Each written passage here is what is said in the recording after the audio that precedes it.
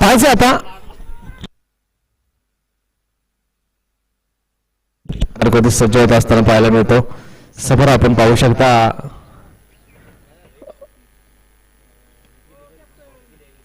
याचबरोबर फाईन लेगला क्षेत्ररक्षक तिकडे नाही आणि पास सेफ झोन मध्ये चेंडू पोहोचेल. विशाल यांच्या बॅट मधून येतोय चौकार.